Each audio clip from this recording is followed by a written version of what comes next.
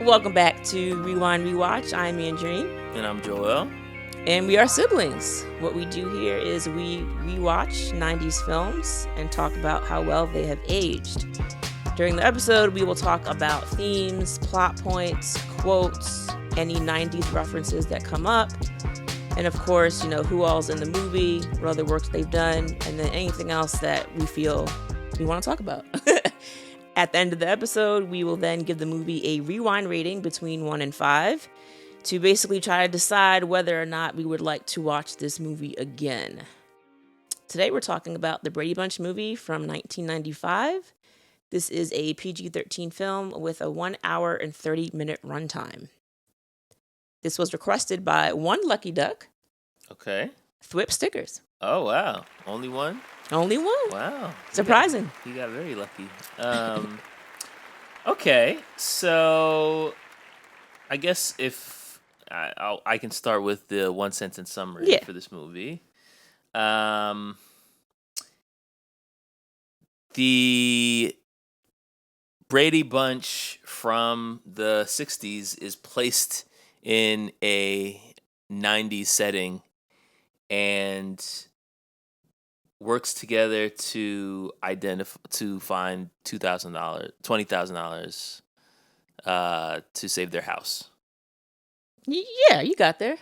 I was like trying to remember what exactly happened. That's pretty much So they were on air. The show was on air from 69 to 74. So it's kind of the 70s if you want to be technical about it. But we did talk about I was kind of guessing. You were close. It's 70s, but we always talk about whether or not we have films that have sequels, and this one does have one called A Very Brady Sequel that came out in 96, just 1 year later. This film was directed by Betty Thomas, who we have also seen earlier on in this pod because she also directed Can't Hardly Wait. All right. As well as Charlie's Angels, and then she executive produced Guess Who? That movie with Ashton Kutcher and Bernie Mac. It's like, right, it was supposed Guess to be Who's Coming to Dinner, but remake. But it was a white guy instead of a black guy. Yeah. And the dad was not friendly. Yeah. So actually a completely different movie. I don't think I've ever seen Guess Who's Coming to Dinner. I feel like it's Sidney Poitier. I know that much. Yeah. She's dating a white girl. He goes to her parents' house for dinner, but I feel like her parents were like, don't quote me on this, I might be wrong, but I feel like the parents were like liberals, and so like it was this whole thing of like them thinking they understood and trying to be down, and then him being like, actually, I'm a black man. I need to watch that. I think that's what happens in this movie. But I don't recall it being like the Bernie Mac Ashton Kutcher movie was different because it's like, oh, like this white guy's coming to take my daughter and I'm mad about it, so it's like a whole big Got joke. it. But it's like, yeah, it wasn't like that at all. Okay, all right. And I don't think it was a comedy. So no, I know that it was definitely not a comedy. Yeah, so you're just like completely changing the movie at that point. So before we talk about like who's in the film and all that, what do you remember about this movie, if anything? Yeah, so I definitely seen this movie before, or at least I've seen parts of it. I remembered absolutely none of it. Oh, wow. Like I didn't remember anything other than Marcia getting hit in the face with a football. Yep. And I'm pretty sure that was like in the trailer. So I don't even know if I remember it from seeing the movie or if I just remember it from seeing the commercials for the movie. Fair enough. But yeah, like that's the only thing I remember about this movie. I do remember the cover, like the cover art for the VHS. Mm-hmm. And I have like a vague memory of it being in our home, but I can't remember if we owned it or if we like rented it. We rented this. But like I definitely remember the cover and of like the globe and it being opened and like the stairwell from their living rooms there. And the only other thing I really remember is that like the jokes were kind of going over my head at the time. Yeah. So in 95 I was 9. Maybe 8 depending on when this came out. Like I don't feel like I really understood what was happening. And like it has the look and feel of the regular Brady Bunch show. Right. Right. So if you're not really paying attention to the dialogue, then like you don't really catch what's happening, especially if you're 8. So yeah, I don't think I really got this movie. So I remember I was 12 and I had a sleepover party with like all my girlfriends, and mom and dad, I think, rented it for the sleepover. And I remember like us watching it and being like, this is kind of like Brady Bunch, but like not really. And like there was like a kissing joke that I got, but then there was a lot of innuendo watching it now that I'm like, oh, I definitely didn't get any of this when I was 12 years old. Mm-hmm. And I remember mom being like, this is not like the show. No. And I was just kind of like, okay. Like, I didn't really see what was so wrong about it, but clearly my mom got it and was like, yeah, this is really not, a children's show compared to the Brady Bunch show, which was very much G-rated. She let you finish it. I think we did, but like, again, like, I feel like we didn't really understand what was happening. It wasn't like we got the jokes. It was just kind of like, this is not really, I mean, whatever. So in this show, we have Carol Brady, who's played by Shelley Long. Shelley Long from, I always call it Red Rum. That's not what it's called. What is that? Shelley Long is from Cheers. Oh, Shelley Long's from Cheers. Yeah. Who am I thinking of? You're thinking of the girl, yeah, the she doesn't wife have. from, she's not blonde though. Yeah, the wife from The Shining. Yeah. Yeah. What's her name? I don't know, but yes, Shelley Long is from Cheers. I don't know who I'm thinking of. We also have Mike Brady is played by Gary Cole, who we saw on our Office Space episode. He was also in Talladega Nights, Dodgeball, Veep. And he also voiced the dad in Kim Possible. He was on Veep? Yeah, remember he was like one of like the guys in the White House. I think he worked for the president, like chief of staff or something. And he always had like these snide remarks that he would make. Okay. Yeah, he was on Veep. So the wife in The Shining is Shelley Duvall. So the first name is the same, so that's why you got confused. And then we have Marsha Brady, who's played by Christine Taylor, who we mentioned in our episode on The Craft. She was the girl who said she didn't like Negroids. Why are you doing this to me, Laura? Because I don't like Negroids. So that's what I think about when I see her, is like Marsha Brady in The Craft. I mean, when I think of her, when I see her, I think of Dodgeball, and I think of Ben Stiller, because they're married. Yeah. So, yeah, I forgot about the whole Craft thing until you mentioned Negroids. Then I was like, okay, I definitely remember that now. Well, that's funny because she and Gary Cole were both in Dodgeball. Oh, that's right. Now that you mentioned that. And then one other, well, I guess we can mention two other people briefly. So one person is Larry Dittmeyer. He plays the neighbor of the Bradys, and that's played by Better Call Saul's Michael McKean, who we also mentioned in our Airheads episode. There's a lot of repeat people on this movie. And then lastly, Dina Dittmeyer, his wife, is played by Jean Smart, who was on Hacks. Yep. That show was really funny.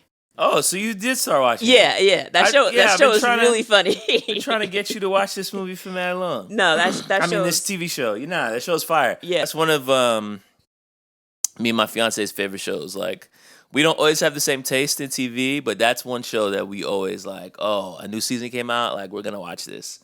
So I think they just finished season 4 or 5. I don't even remember how many seasons. I think I'm on 3. She I'm pretty sure she's gotten an Emmy or 2 from that movie, from that show. And then one more thing to mention about Jean Smart is that she played voiced the mom in Kim Possible. So you have she was the mom in Kim Possible, and then you have Gary Cole, who was the dad. So Gary Cole has other things with her, and then also with Christine Taylor. So that's interesting.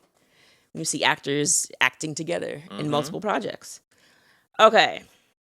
So you mentioned that basically you have this family who is from, the late 60s, early 70s, and they're placed in this 90s environment. Right. What was very interesting about this is like literally everything about them was still stuck in the 70s, even down to like their home. Their home, their clothes, their slang, their hairdos. The music. Yeah, even the lighting, like I thought that was funny because like you see them, you see their house, and then as soon as they like leave and they go to like the neighbor's yard or they go to work, it's like it looks like a regular movie. Yeah. But when they're in their house, it looks like a 70s TV show. Yeah, yeah. So that was pretty cool the way that they like did that. So let's talk about the characters first briefly. So we have Marsha. All of them? Well, I mean, not all of them, but I mean, like, you know, Marsha is like the main one. I feel like everybody knows who Marsha is. And the whole Marsha, like that's like a whole thing. Marsha is very vain. We show her like brushing her hair 5,000 times in the morning. Right, while her siblings are waiting to use the bathroom. And she wants to impress this guy at school. She is extremely vain. And it seems as if she, as well as the rest of the family, like she's very naive and like she's just kind of centered in what it is that she wants, which is trying to impress this guy, Doug Simpson. And everybody else can kind of kick rocks. She's not really concerned with anything except for her hair, trying to be cute and trying to go out with Doug. Like that's her main concern. And her sister, Jan, is so jealous and I think also fed up with Marsha. Like she's just like, yo, this she's so selfish, doesn't care about the rest of her siblings. And also, you know, Jan is not really heard when it comes to her siblings. Like every time Jan says something, they ignore it. But then if Marsha says the same exact thing, it's like, Marsha, great idea. It's like, I literally just said that. Nah, but that's the whole thing, right? Like, at the beginning, you're thinking, oh, she's just jealous of her sister because her sister's the pretty one, she's the popular one. And Jan's just kind of like, she has no friends, she's kind of a loser. But as the story goes along, you're kind of seeing like, oh, like everybody actually plays into it. It's not just her being jealous of her sister. It's the fact that she gets basically like no credit for anything. People don't listen when she speaks. She says things and everybody either just ignores her or they just tell her she's overreacting. If we don't raise $20,000 in 1 week, we'll have to move. And go to a new school and make new friends. But Jan, you don't have any friends. But like everything that Marsha does is a big deal. Even when their grandma comes over, she's like basically ignores Jan and she's like, yo, Marsha, you've gotten so pretty. You're so beautiful. It's like, yo, everybody's like ODing. So then it's also, Marsha has no reason to change because everyone continues to validate her conceit. Even her best friend, Noreen. I mean, you can call that her best friend if you want. Noreen is clearly in love with her, Yeah. and Marsha has no idea what's going on. But that's because she's so like obsessed with herself that I don't think she even pays attention to Noreen. She just keeps Noreen around because Noreen is another person that validates her and will like hold her books and like yes her to death. Yeah. So then it's just like, oh, okay, yeah, of course you're my best friend. You're like this girl that would just do whatever I want. So going back to Jan for a second, as the movie progresses, Jan becomes almost completely consumed with her hate of Marsha. And she starts to develop like these inner thoughts and these voices in her head. And she goes to see a therapist. And during their session, they basically say like, oh, you have what's called middle child syndrome. And I wanted to ask you as the middle child, like, is that a real thing? Is that something that, you know, just kind of played up in movies? Like, what did you think about that idea? I think there is such thing as middle child syndrome. Are you talking about RuPaul? Yes. Gosh, Okay. I couldn't remember his name. Yeah. So RuPaul, not really like a therapist per se. She seemed more like a school counselor. Yeah. Because she worked at the school. Yeah. It wasn't like she went to like go see a psychologist. And there's no indication that RuPaul's actually good at this because she like gives kind of subpar advice. It's all kind of a big joke and come back when you're pregnant. yeah, and it's also like I work at a public school. Like I'm not gonna be that good of a therapist. No offense, but all that to say, I think there is such thing as a middle child syndrome, but maybe not in the sense that the movie tried to make it sound. Like, I feel like they displayed it as like, oh, a middle child is like always overlooked and they feel jealous of their siblings, and this is why she's basically like going crazy and now she has like voices in her head. It's like, I don't think it's all of that. I definitely think there's a different dynamic because her older sibling is a sister who's also a blonde girl. And so like there's that natural sense of competition. I didn't have that because you were my older sibling and then my younger sibling was so much younger than me. Maybe he had it, but then it was also like we were never like peers. So Okay. I think for me the middle child syndrome is more so like you are kind of like you're not the first, you're not the baby. So you are kind of like you kind of do exist in a space where you don't get as much attention, but that can cause middle children, I think, to be a little bit more aloof, a little bit more independent, a little bit more kind of like go off and do your own thing.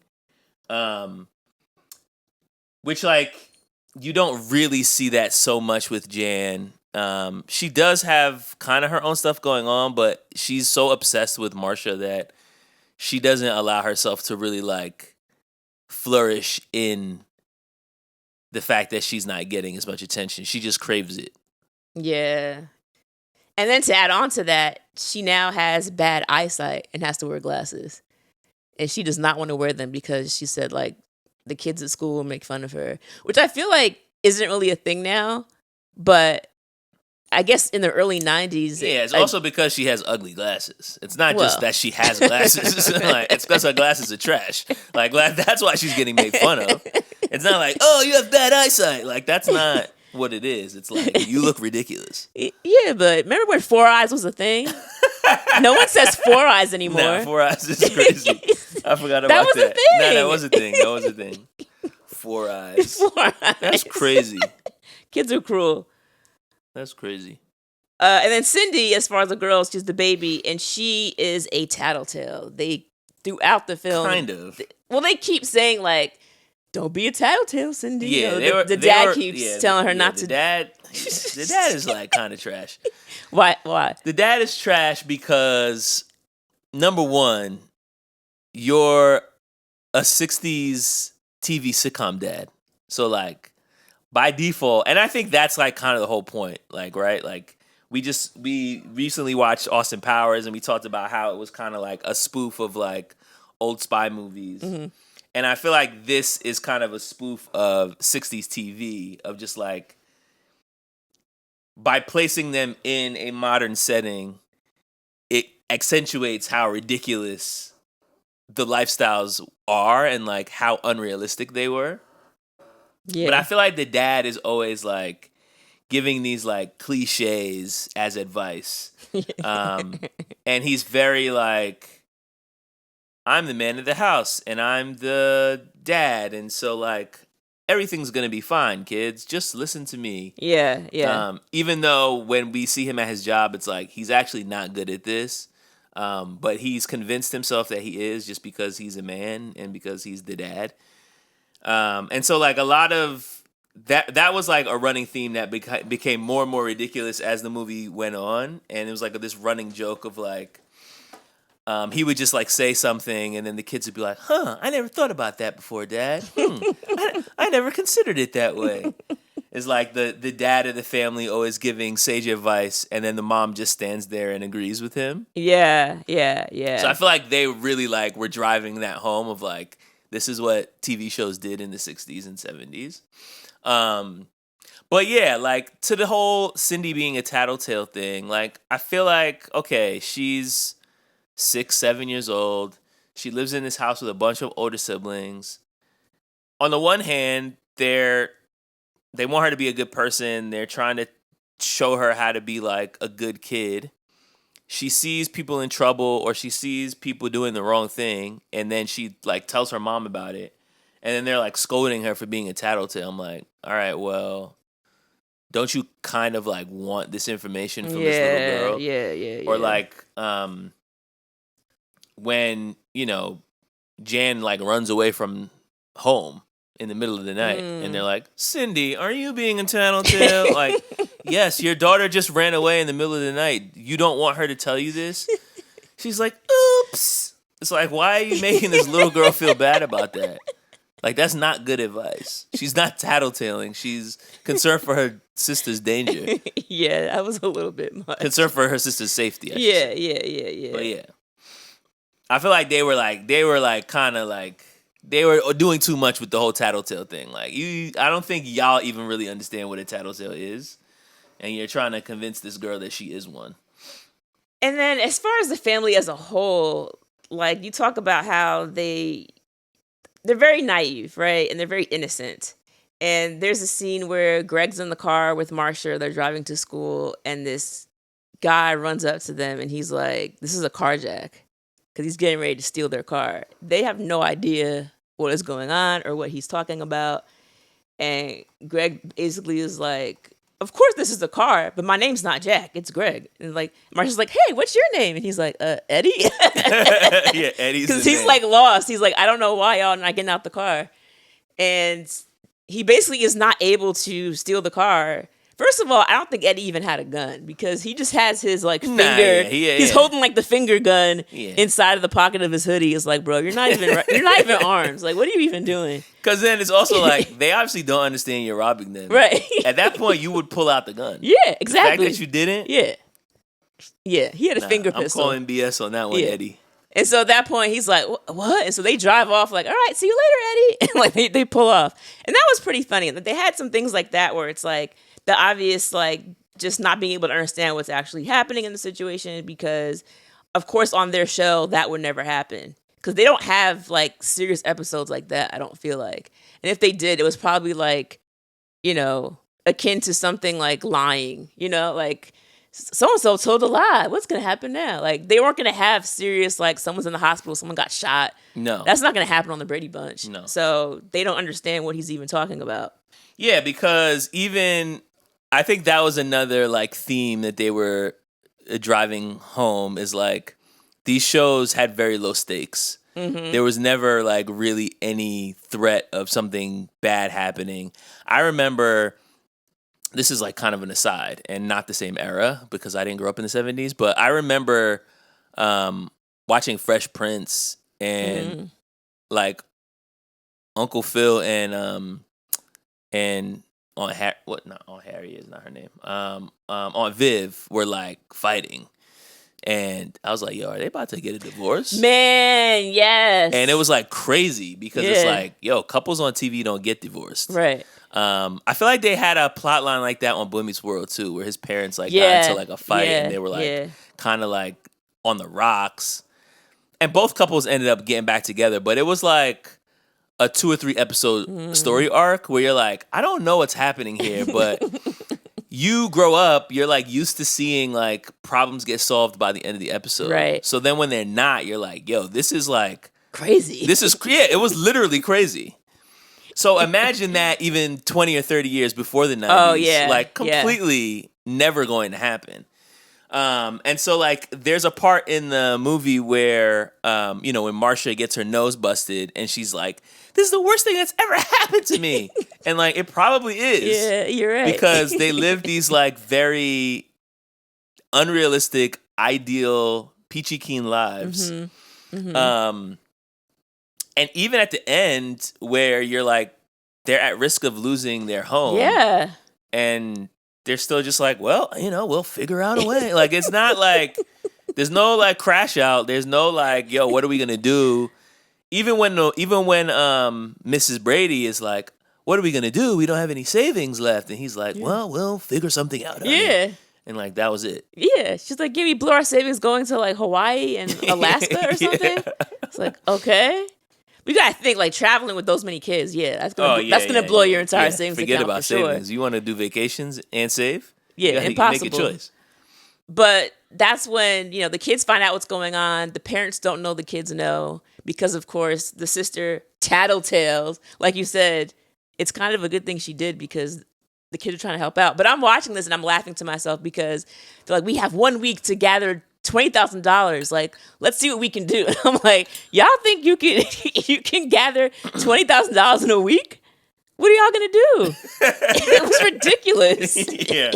The only way you're doing that is like you're gonna have to do something illegal, guys. Yeah, sell one of your kidneys. You know, sell something. Drugs. Yeah. Do something maybe even darker than that, but definitely not playing your stupid little song on your guitar and mowing some grass. Clowns never laughed before. Greg blew Beanstalks never grew. Yo, I was not a Greg fan. I was not a Greg fan. That song's a banger. I'll tell you why. You didn't like Clowns Never Laughed before? No, I didn't like Greg. Greg is chasing that poor girl around the school, trying to sing to her, and Clowns Never Laughed. And she's like, "Bro, get away from me."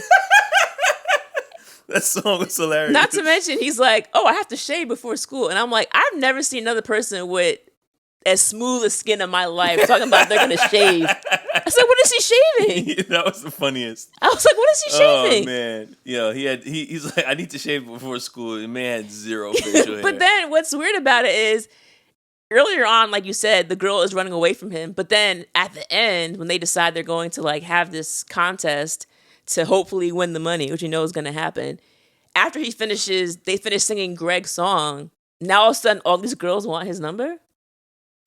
He won. He won the. But the song wasn't. I mean, it was still a '70s ass song. So like now, all of a sudden, y'all are into it. Hey, listen, it didn't make sense to me. Listen, man, groupie logic. It's not for you to understand. Oh, he's up, so that's it. Yeah, once you up, then you always gonna, Back then, girls didn't want me. Now I'm hot. They all on me. So that's Greg. Then Then we had Peter, and I feel like for Peter, I just put like his voice kept cracking. Like that was like his whole thing. It was like, oh, he's going through puberty, and he's going through changes now. They show a small clip of him being in like sex ed, and they're talking about reproductive organs and like a female's body, and he's like he keeps passing out.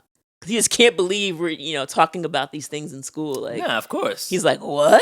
I thought that was kind of funny though, because it's like, yo, you're taking a kid you're taking them from the Brady Bunch and putting them in a sex ed class. It's like he has no choice but to be like, what's happening?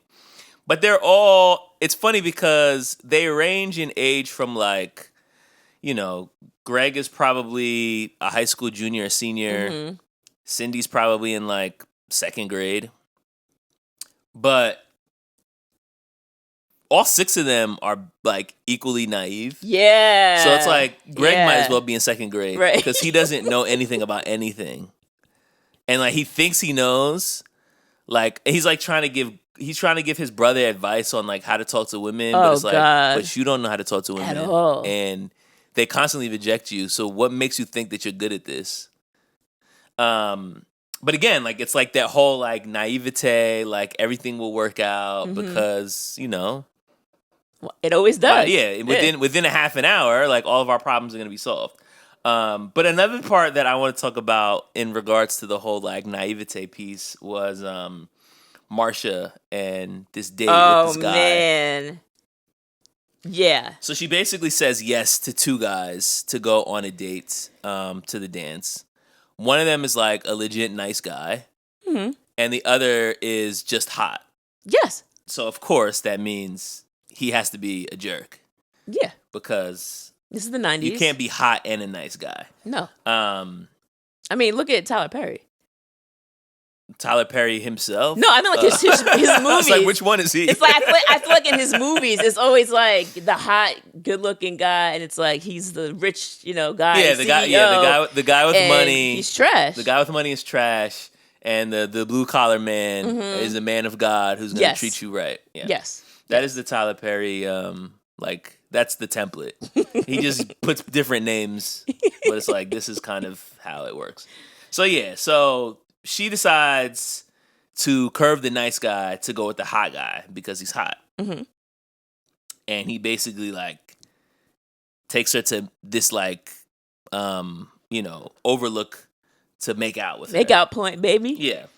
So she's like, where are we? This doesn't look like we're at the dance.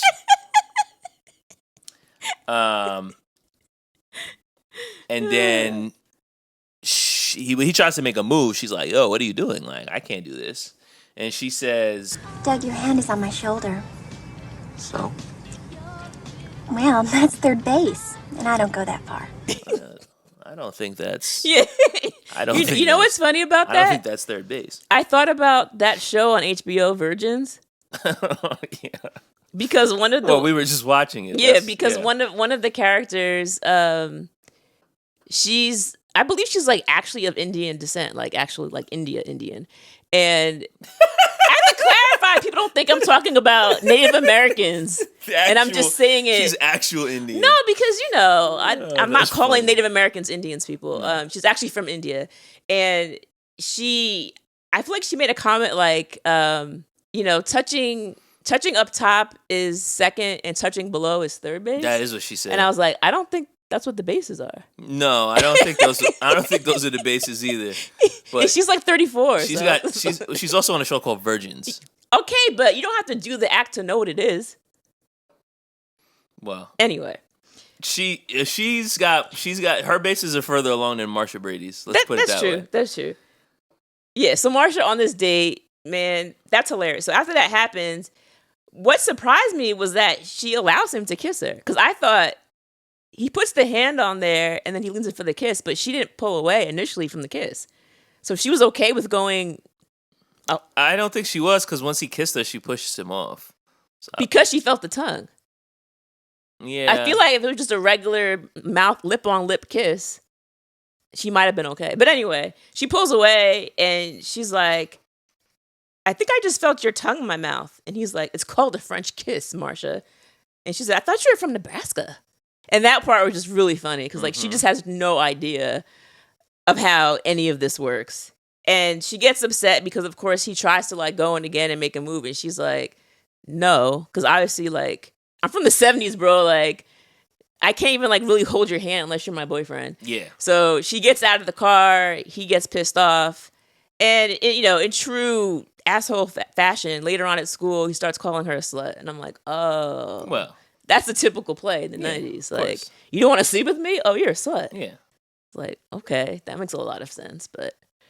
And he would have done the same thing if she did sleep with him. So I guess it doesn't That's really true. matter.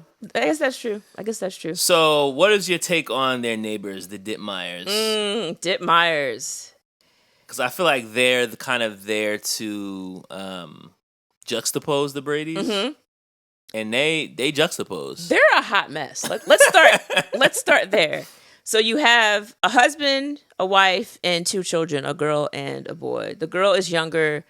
The boy seems to be maybe like around Marsha's age, or he's in high school because he terrorizes who does he bullies Peter? Yes, because Peter likes one of the girls that I think hangs out with the Dittmeyer kid.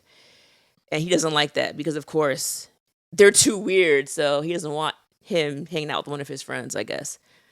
And the dad is upset, Mr. Dittmeyer. He wants basically everyone on the block to agree to sell their home so that they can construct a shopping mall. But the Bradys are not interested in moving. They keep saying, this is our house, this is our home. We're not moving, we're not leaving. Like... And he works in real estate, which is why he's invested in this. Yeah, it isn't just like he wants the shopping mall. Like yeah, he stands to make a lot of money, right? If everyone agrees to move, and then he can come up because not only because he'll basically be able to sell that property. Correct. His wife, Mrs. Dittmeyer, is absolute drunk. Yeah. Every time we see her, she is drinking and or drunk. What else is she? She's kind of a pedophile. Like, talk about things not aging well. No. There are a few things in this film that didn't age well, and this is a big glaring one. She is, first of all, the first time we see her, she is talking to Cindy, the youngest daughter. Cindy goes over there to give them their mail because apparently there's often a mix-up, which happens in real life. Like, you get your neighbor's mail sometimes. And so Cindy's going over there to send them their mail, and she makes a comment about Cindy's dad. She's like, next Christmas, tell your daddy I'd be more than happy to wrap his package. I'm like, girl, what? And then later on... That's just the beginning of it. Yeah, and then later on, when she sees the boys, because I believe it was Peter... It might have been Peter and Greg, but Peter is trying to like earn money by like offering to like do things around the house or like, mow their lawn. And when she sees them, she says, "My, you've gotten so big." She's actually putting her hand in one of the boys' pants pockets. As she says this, "My, you've gotten so big. You're almost as big as your daddy." And I was like, he's in high school. They both are. It was really great. And you could tell she's like trying to contain herself, like, like, and I'm like, and apparently there's a scene that they were going to put in where like she tries to seduce them. And I'm like, I'm glad they took that out because it was already too much, if we're being quite honest. I didn't need another scene. I mean, considering the movies we've seen so far in this podcast, there are a lot of boundaries being crossed in the 90s that you wouldn't even think to cross today. Right. I'm thinking about Welcome to the Dollhouse and just Good Lord. Yeah. Yeah. That's it. Or even, what was the other one that we watched? Cruel Intentions. That had a lot of things that are just like, why would you put this in a movie? Yeah. So, not surprised to see her flirting with the teenage boys. But I'm glad they took out the rest. Also, I feel like back then it was more acceptable to have a woman flirting with boys versus a man flirting with girls. Although that happened as well. But I almost feel like when it comes to a woman being inappropriate, it was just funny. Right. Whereas when, I mean, guys doing it, like, it still might have been creepy, but it was still kind of funny. But when a woman does it, it's like, oh, I mean, they're guys. Stifler's mom in American Pie. Exactly. Perfect example. Example. It's like, oh, he's a guy. So that was hilarious. Yeah. I don't think anybody even looked at that as like, oh, this is so gross, just because it was a woman. Mm-hmm. Yeah, if that was like Stifler's dad, it would have been like, this is disgusting. Exactly. Yeah. Exactly.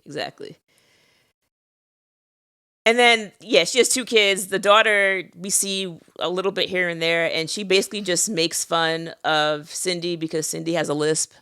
And this, again, did not age well because not only does the daughter make fun of Cindy's lisp, the father, Mr. Dittmeyer, makes fun of her lisp because every time Cindy is trying to say something to him or warn him about something, he's like, "I don't know what you're saying, kid." And he makes fun of her, and it's like... He's like, enough with the lisp already. Yeah, it's like, I don't think she As can if control this is like that. a bit that she's like... This is just an ongoing bit that she's doing because she thinks it's hilarious.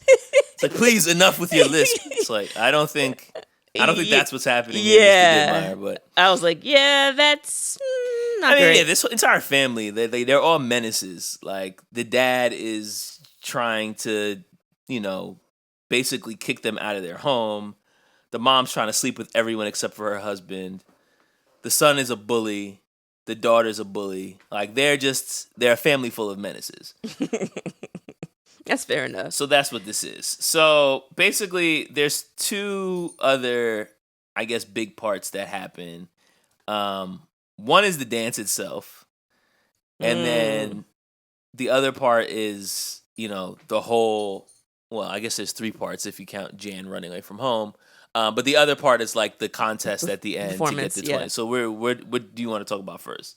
Let's go to the dance. The dance? Okay. So after the French kiss from the boy from Nebraska, she's like, "Oh, take me to the dance." Or no, he kicks her out because she doesn't want to hook up.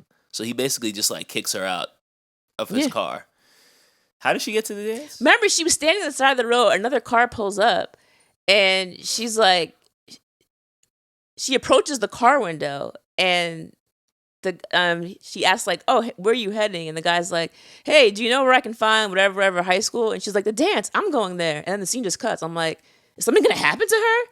And then she ends up being at the dance just fine. So I'm like, supposed to be like. But they didn't really because I'm like, yo, she could have been kidnapped. I guess that's why I didn't remember what happened. Yeah, because it was very abrupt. Got into a random person's car, and the next thing I know, she's at the dance. I was like, oh, okay. And then she shows up, and Charlie, who was the guy that she had turned down, is there, and she basically like apologizes to him. She's like, "Oh, sorry about that, but really only apologizing because the other guy was a jerk." Mm-hmm. But like, what would have been? Because the whole thing is when she doesn't know what to say because she said yes to two guys, which is like classic sitcom hijinks. Yeah. Greg tells her, oh, just say that something came up. That's what girls always say to me when they turn me down. She's like, oh, all right, good idea. So she tells the nice kid something came up. But then it's like, okay, but you were then going to show up to the dance with the other guy. So he Yeah. would have known that nothing came up. Because you're here. Like, we're in the same place. Yeah, it doesn't really make sense. So it's like, what would have happened? Probably nothing, because she's Marsha. He's a nice guy, so. And he's a nice guy. Yeah. So what was he going to do? Right. Nothing.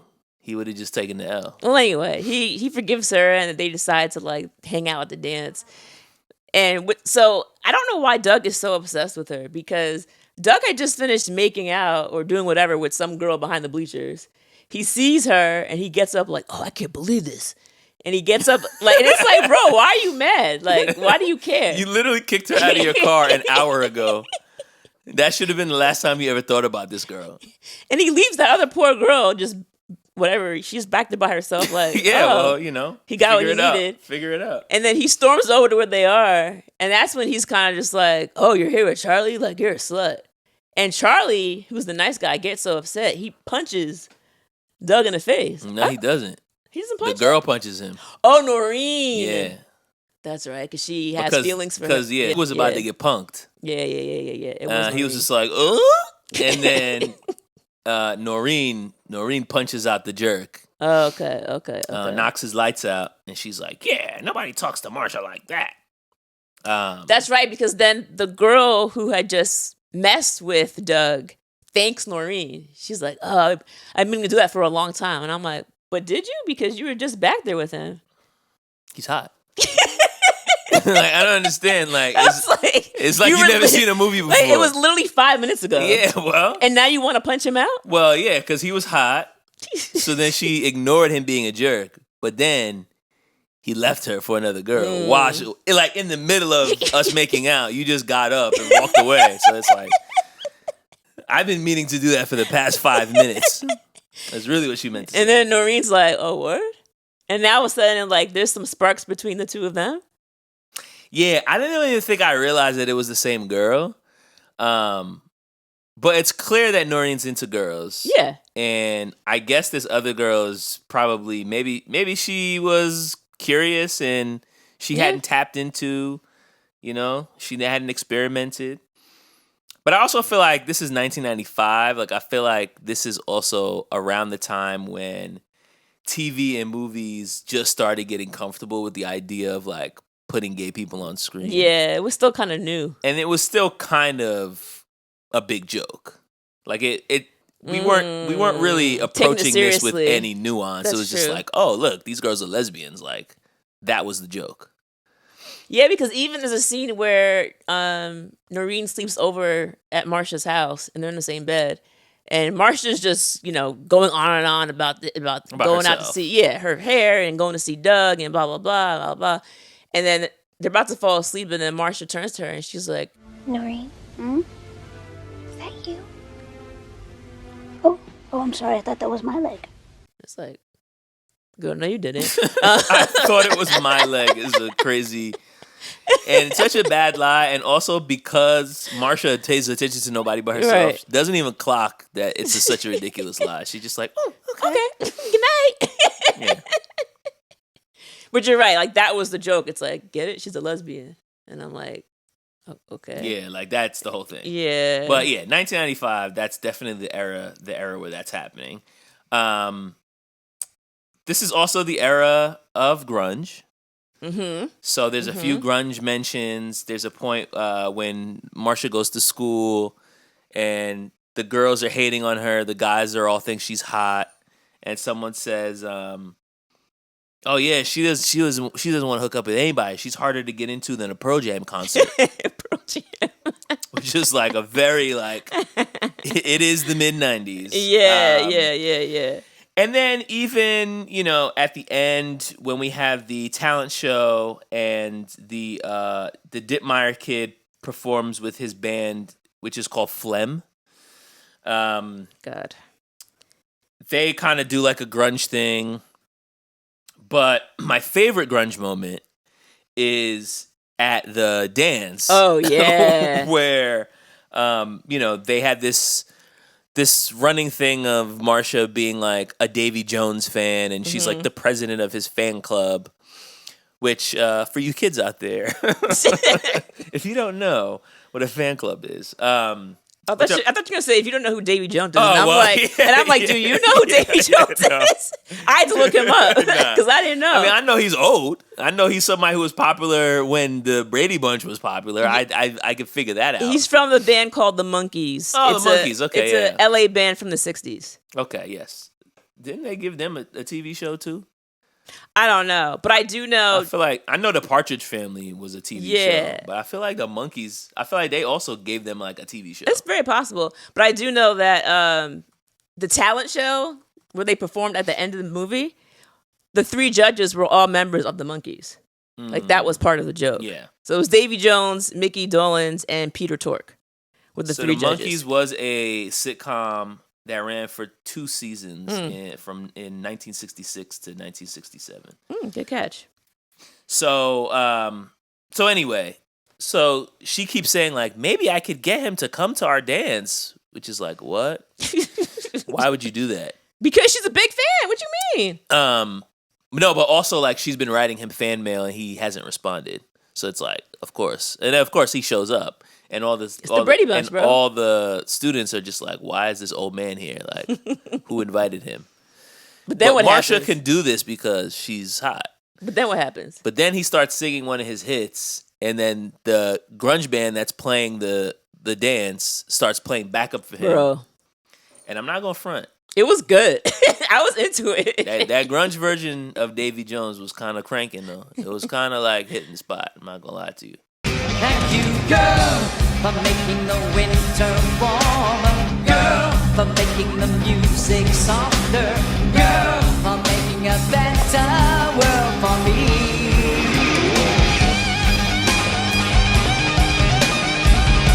What I loved about that is how all the teachers ran to the front. They were like, "Oh my God, it's Davy Jones!" Yeah. It's like Marsha and all the teachers are like enamored with this man because like they grew up listening to him, so they're like, "This is lit." Who would be the Davy Jones of today, where the teachers would be excited and the kids wouldn't care? Probably one of the boy bands. Oh yeah, Like, that's a good. If I was at a school dance and Backstreet Boys was there, bro, That's a good one. like, bro, AJ McLean shows up and starts yeah, man, like starts singing come on. Larger Than Life. You know how I used to feel about the Backstreet Boys. I would lose my mind. I was thinking like Genuine or somebody like that, where like the kids would be like, "Who's that?" And yeah, or like even think about like Maya, Monica. oh my God, Like you would lose kids it. might know who Monica is. Maybe not. Maybe not Maya. Maybe no. I don't think they would know who Yeah. Maya is. I feel like Maya would be good. Maya still, we saw her in concert. She's still out here She killing is it. still Maya. Yeah. She's still fine as hell. Yeah. So yeah, grunge Davy Jones hits. So the other part is Jan runs away from home. She gets picked up by a truck driver who's played by the old Alice from the TV show. Mm-hmm. We haven't talked about Alice at all yet, though. We haven't. Alice is wild was in this one. super turned up. Like she was super turned up. I said, this Alice. So Alice in this version is, I think it's Sam is the guy? Sam is the guy who he's like works at a butcher shop or something Yeah, like that? yeah. They always go to pick up their meat, and Sam's always there cutting it up and giving it to Mrs. Brady while Alice is there. And it's funny because they make a mention to Alice because it's like, you know, Alice is working at this house essentially for free because they have no money to pay the taxes on their home. So it's like, you're not paying Alice to be here. And yet she's still here.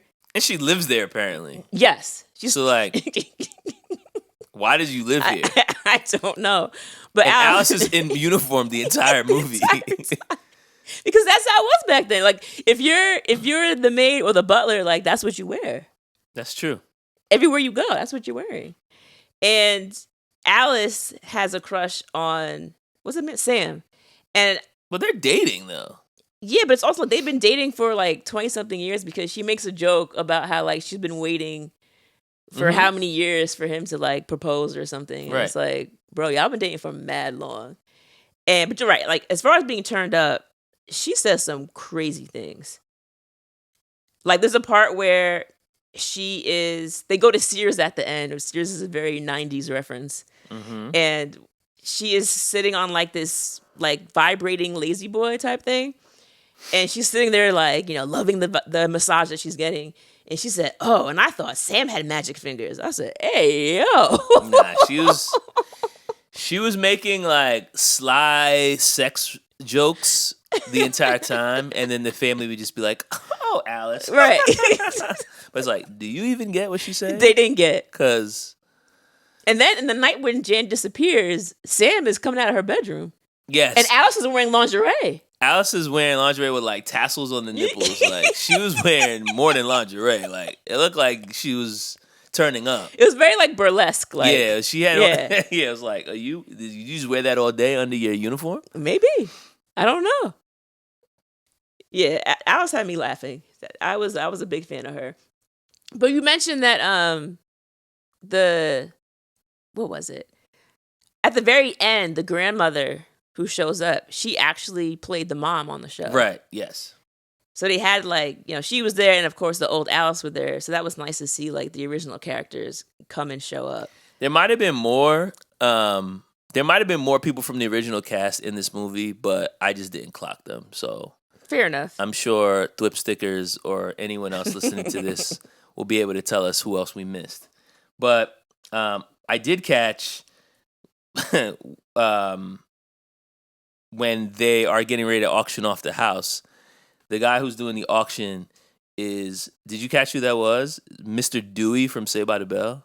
Oh, yes, I did see that. I was like, wait, where do I know this guy from? Now I'm looking at him like, he played a teacher somewhere. Yeah, I'm like, oh, that's Mr. Dewey. In case y'all didn't know, I'm a huge Saved by the Bell fan. So I mean, how could you not be? That's one of my shows. But so the end of the movie is basically them. They decide to finally listen to Jan's advice after Marcia says it. Mm-hmm. And then she's like, "I have to be honest, guys. It was Jan's idea." And they're like, "It was? Yeah. Wow, Jan, great idea." It's like, she told y'all this like 3 days ago. After she ran away, now all of a sudden they acknowledge her. Like literally like 3 days ago. And they're like, "We can't play in a band. Come on. Be serious, Jan." And all of a sudden now at the last hour they decide. And how the costumes got together so fast. Greg's song, they all learned the harmony so fast. With choreographed clowns never laughed dances. before, bro. Like that's all you need to know. Have you ever seen clowns laugh before? And they get on stage and they perform, and they got like 2 claps. Nah, it was a classic. It was a classic like 70s sitcom musical number, which is like, why is this in a sitcom? But they used to do stuff like that. I mean, they gave the Monkees a TV show. Yeah. So that was like a very normal thing to do at the time. So I thought that was like a nice nod to put that in the movie. And of course, like you said, nobody is feeling this except for basically the girl who has a crush on Marcia and the girl who has a crush on Noreen, who conveniently comes to sit next to Noreen her. is the girl. I mean, the girl who has a crush on Marcia. Noreen. Oh, the other girl who was making out with Doug. Because they're like, you kind of get the sense that like they're about to be a couple, and Noreen is gonna like figure out that Marcia doesn't like her. But, right. So they win the contest, they get the money, and they go back and they're able to like pay off the taxes they owe before the auction is finished because the cops help them get there and stop the auction. Not just the cops, well, Eddie. Also Eddie. Eddie helps them, man. Eddie came through in the clutch. He was trying to steal another vehicle. He did steal it. Technically, he stole it. They told the cops, "Can you just make one exception?" Like, it's like, bro, no. And then Eddie came with them to the house, like, "Yo, I want to see what's happening. Like, are they gonna get the house back or not?" Hey, that's like, our friend Eddie. Now I'm invested. He went with them back to their house. We forgot to mention one of the neighbors is Uncle Phil. Yes, we didn't even mention the late great James Avery. So what I didn't understand about the ending was, and again, it's very sitcom-y, but the Bradys are able to pay off their taxes, so they're going to keep the house. The other neighbors who are going to move, all of a sudden now, like, they decide after Mr. Brady gives this arousing speech about, neighbors and like, how many times did we borrow sugar from each other? And did we, so-and-so does this every day. And they're like, you know what? You're right. And you guys have that great barbecue every 4th of July. And your Super Bowl parties. Yeah. The whole neighborhood comes. That is true. Every couple, he has something to say positive about them. I do love Super Bowl parties. Yeah, and then like, you know what? I think we're gonna stay. Yeah, we're gonna stay too. It's like now y'all are all cool with the Bradys. After y'all had a whole meeting at the Dittmeyer house. We all sort of slamming them about how weird they are, about how why do they have that artificial grass in their backyard? Yeah, AstroTurf. They also said, how are there 9 people in the house in one bathroom? Which is like excellent point. It's like, and the bathroom doesn't even have a toilet. Yeah. Which again is a nod to, because shows back then, they didn't show toilets. They also didn't show, husband and wife sleeping in the same bed. Although on this show, they were in the same bed together. They were also getting it on. They were. They did. They spiced did the pan up, though. They spiced it up a little bit. They said, this is 1995 after all. We can spice up. But the kids were completely spiceless. Like, the kids were, like, bland, uncooked. Like, straight out the package. Like, yeah, like, the kids had no spice. Although Marsha does give a French kiss at the end. Oh, to date. Charlie. Yeah. Yeah, she does French kiss Charlie. And she's like, I just learned about it. That part is actually pretty funny because she kisses him and he makes a comment like, I felt your tongue in my mouth. And then she said, oh, it's called a French kiss. And then Charlie says, oh, something came up. I said, oh? Something came up. Something came up, baby. Yeah, there's a lot of sexual innuendo. One part that I did like a lot is when Marsha decides she wants to try to become a teen model and Jan tags along. Jan was horrible, by the way. Like, whatever she was trying to do, I was like, girl, that's not how you do it. They were both horrible. But at least Marsha was better. Marsha was doing the 60s poses. Yeah, but Jan wasn't even, I don't know what she was doing. She didn't know what she was doing. Like, her hands were all over the place. Like, it just wasn't. But she's supposed to be swagless. So she did a good job of that. Yeah. So Marsha, the guy's like, I can work with you. We can fix things up. And he looks at her and he's like, you got to lose, some weight. You got to get breast implants and you got to cut your hair. So she smacks him across the face. And she said, cut my hair. We're just like, yes, we get it. Your hair is. Yeah, that's the most offensive part of that sentence. Right. Everything else she can do. We also didn't talk about the fact that Jan has voices in her head. Yeah, and again, like, the whole idea of being paranoid schizophrenic is, like, a joke. It's very much like, ha, ha, ha, there's voices. Because, like, as the movie progresses, the voices get darker and darker, telling her to, like, rob a 7-Eleven. And she has dreams that she wakes up with, like, scissors and, like, chops off all of Jan's hair. Mm-hmm. It gets to a very dark place, but it's, like, funny. So this is what I was trying to wrap my head around, and I don't know this because I'm not like a connoisseur of this television show. I'm wondering if that was like, did they narrate her inner voice on the show?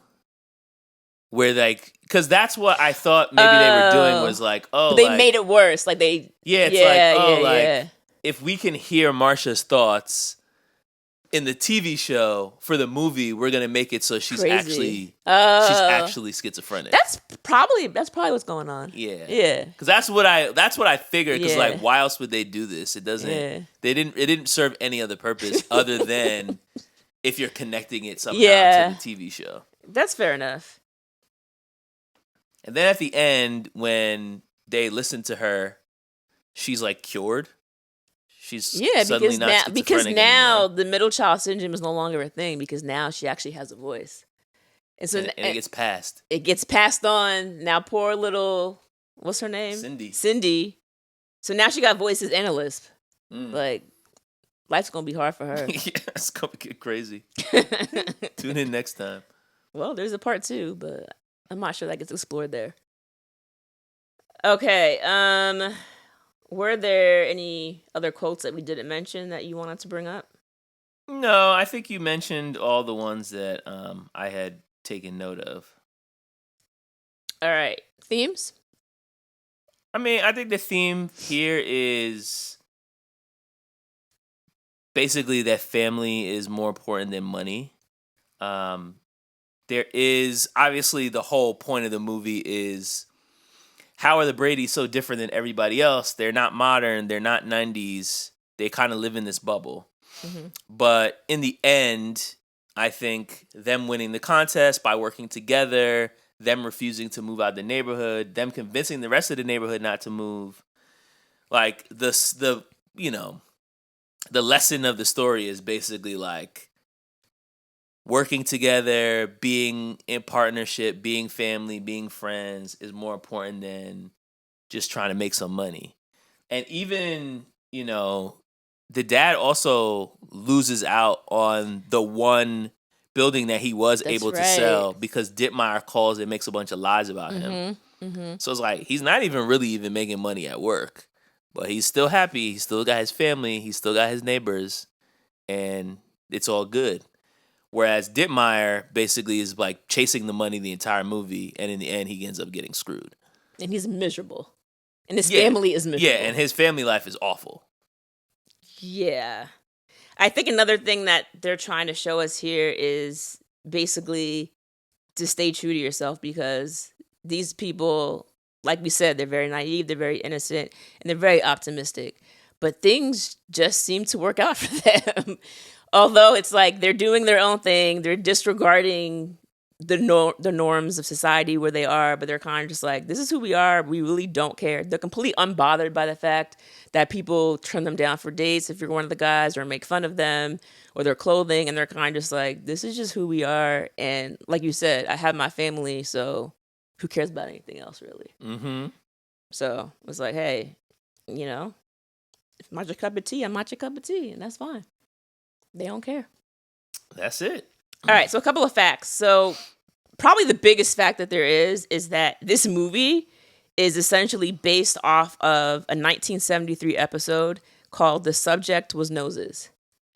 In that episode, Marcia is asked to a dance by Doug and says yes, forgetting that she told Charlie yes. She asks Greg's advice. The whole something suddenly came up comes from Greg. She gets hit in the face with a football, but the difference is when Doug sees her and the nose is all mashed up on the TV show, he says something suddenly came up and cancels on her. So Charlie sees her later on and he's like, well, I know you're booked up on Saturday, but can I take you out on Sunday? And she's like, we were making love by Wednesday, and on Thursday and Friday and Saturday we chilled on Sunday. So her nose heals incredibly fast, and later on Doug sees her, and when he sees her now that her nose is better, he's like, oh, I'm suddenly free. Like, we can still go out on Saturday. Oh, nothing's up anymore. Nothing's up. Yeah, he like something happened with his aunt, and like plans changed, and he's like, yeah, I could take you out. And then basically later on, Charlie ends up punching Doug instead of Noreen.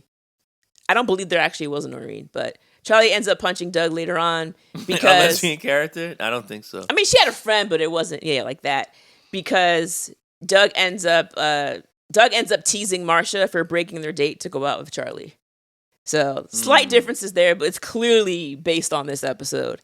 And that's why you remember the whole football and the nose. It's like it was on the show and in the movie. So like that was probably, put into your mind and cemented in there over the years. There is a reference in the show where Carol says to Mike before one of his, he has to go to a job for his work for like a meeting to try to pitch one of his buildings. And she says, go get him, Tiger. And then she says, Tiger, what happened to that dog?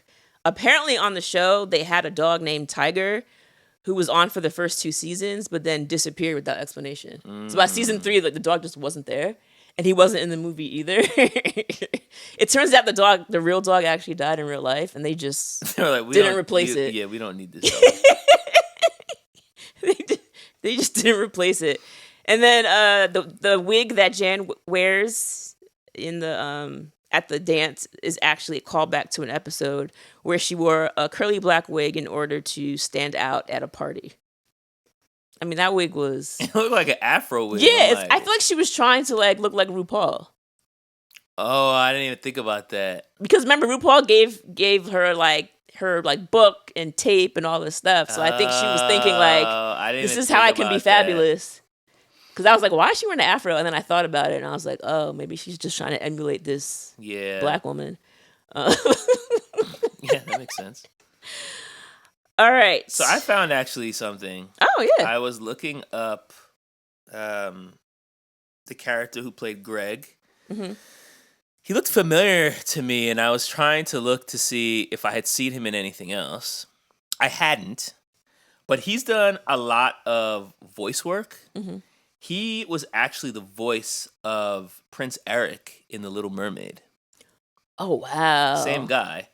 He was also a side character on the sitcom Malcolm and Eddie.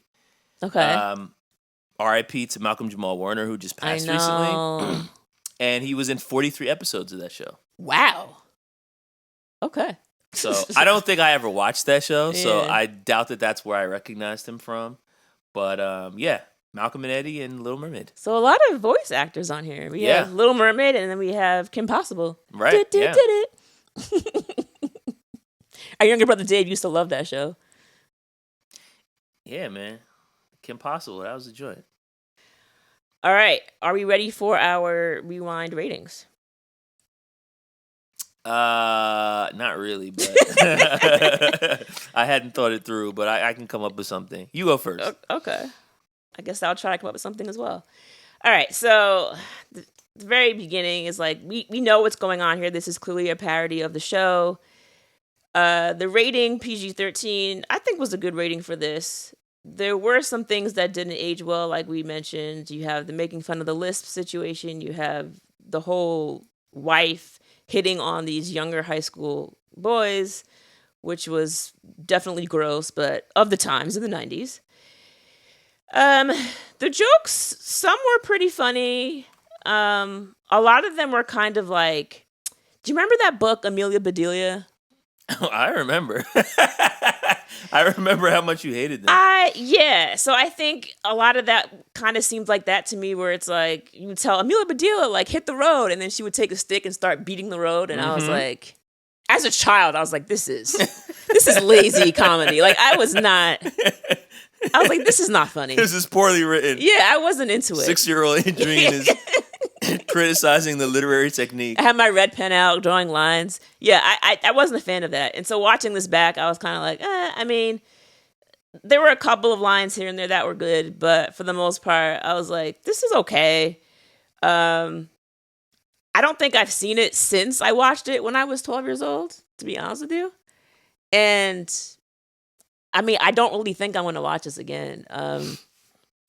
It's okay. And I think a big part of it too is like, it is not a real nostalgic factor for me because I didn't grow up watching this a ton. And then B, I also didn't watch the Brady Bunch a ton. So it's like, maybe there are a lot of little Easter eggs in here that I didn't get. So, I mean, the movie's okay.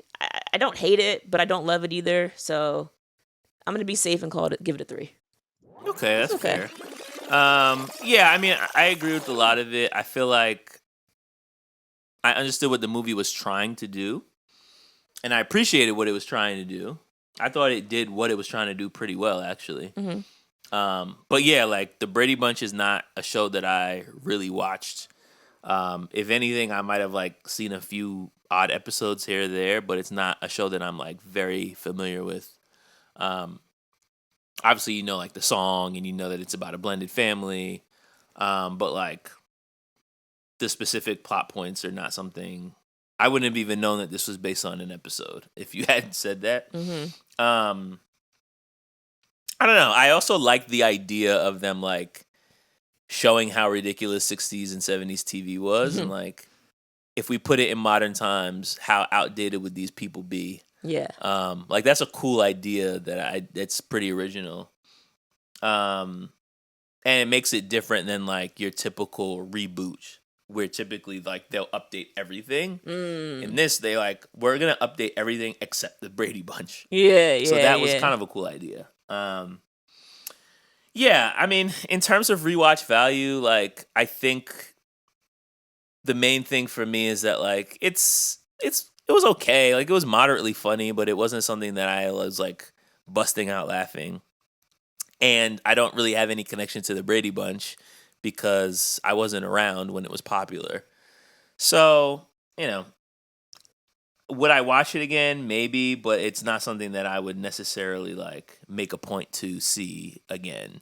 So I'm going to go 2.75. Oh, okay. 2 and 3/4.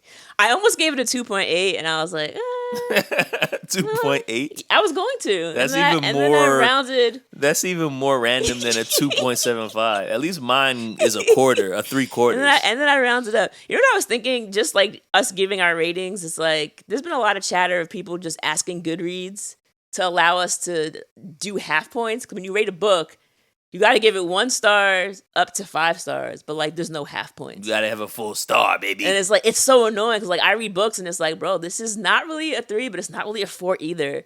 And so you gotta decide like you can either round it up or round it down. And then in my review, I'll put how many stars I actually want to give it. But I wish they would actually just let us do it. Goodreads, if you're listening, I doubt you are, but give us what we want. if Goodreads, if the company is listening to this podcast, give us the half-star ratings. Give us what we want. We need it. All right, y'all. Well, if you have any films that you would like for us to rewind, rewatch, and review, then please send us a request to our email at rewindrewatch1990s@gmail.com or hit us up on social media at RR90spod. Don't forget when sending in your requests to let us know where you're listening from so we can give you a shout out. If you would like to support the show, you can join our Patreon for $5 a month. You can access our chat. You can interact with other members, get a heads up on what movies we're going to be covering. You can interact with us. Well, yes. Which is pretty phenomenal, I'm not going to lie to you. Yes, thanks for that. And then, of course, you'll also get bonus episodes where we review the late 80s and early 2000 films. All right, Joel, do you have any final words? Clowns never laughed before. Beanstalks never grew. And with that, we'll talk to y'all later. Adios.